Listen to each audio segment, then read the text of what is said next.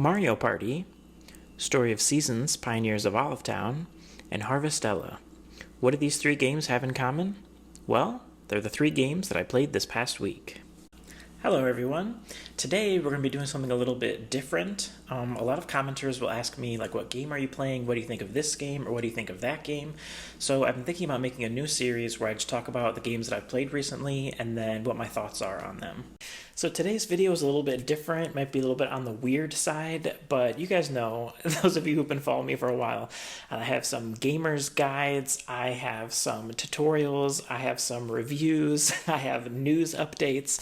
Like, I really like trying a bunch of different things and seeing what sticks. So if this video does well, then maybe I'll do this every week. And if it does poorly, I'll just act like it never happened. The first game that I want to talk about this week is Mario Party. In case you didn't know, they released Mario Party 1 and 2 on the Nintendo Switch Online expansion pack this past week. So I was actually really curious how they were going to do this game because the original game is kind of brutal.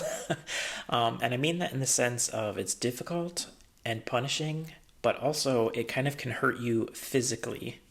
Some of the mini games, they require you to spin the joystick as fast as possible.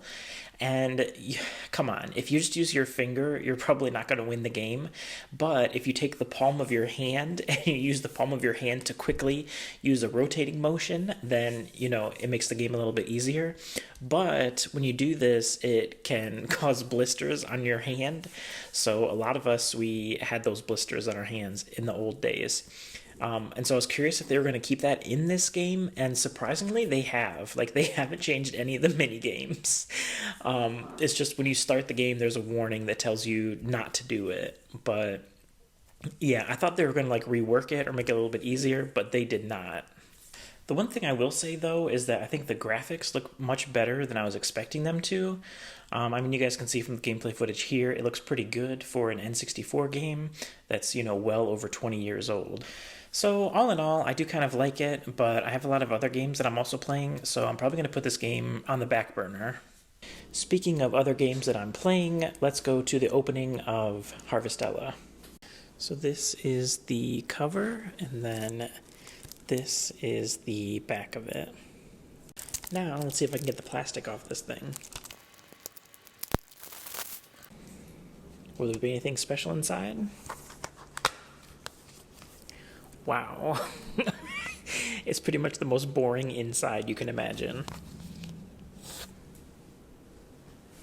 No map, no special picture, just a limited warranty.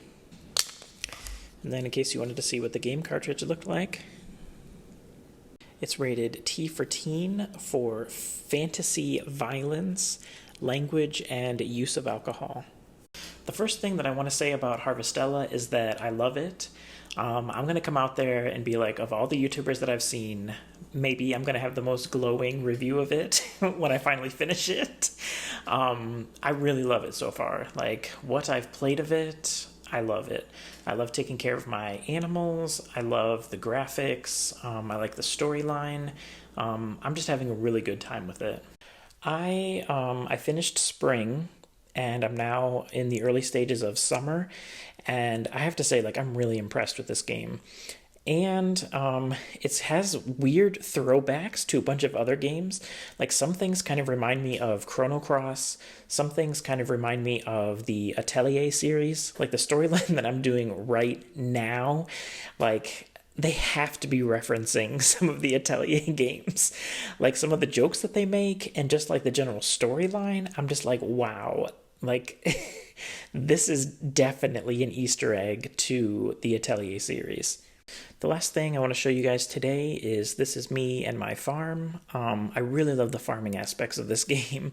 I like the way you water the crops. You just hold one button and then you can walk along and it waters all your crops. And then when you go to harvest them, it's just everything is really fast. It goes directly into your inventory. Also, this might be a weird thing, but I really like how storage works as well. You can just put stuff in the storage bin and then you can use it whenever you want to. Like, if you want to cook it can come from your storage bin. If you want to craft, it comes from your storage bin. If you go to the shops and you get an upgrade, you can use the stuff that's in your storage. Like for me, that's one of my big complaints about both Stardew Valley and a lot of the Story of Seasons games is I hate item management, and this game does that perfectly. The last game that we're going to talk about today is Story of Seasons, Pioneers of Olivetown. As most of you guys know, I've been playing this game the past month.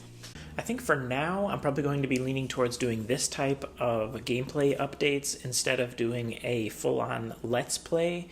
I've still been researching how exactly I want to be doing Let's Plays, but I still haven't really found my groove yet.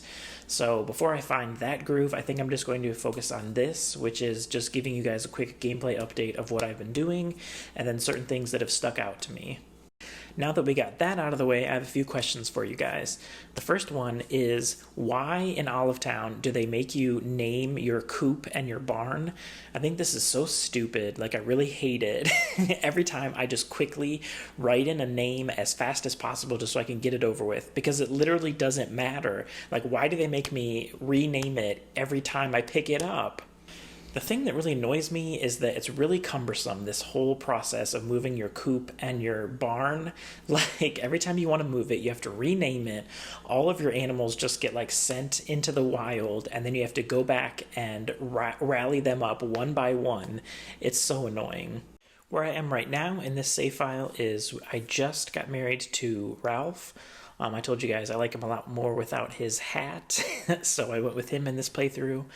And then I kind of want to quickly play through the next month or so that way I can get a child with him. And then I'll see this playthrough if I can unlock the greenhouse. The greenhouse, it takes a decent bit of grinding, so I guess I'll see if I can make it. I want to end today's video by saying thank you to everybody who has supported me thus far. I actually just bought a 4K camera that should be arriving sometime this week, so once that arrives, you'll get to see me in 4K. But yeah, thank you guys so much for supporting my channel, and I'll see you guys next time.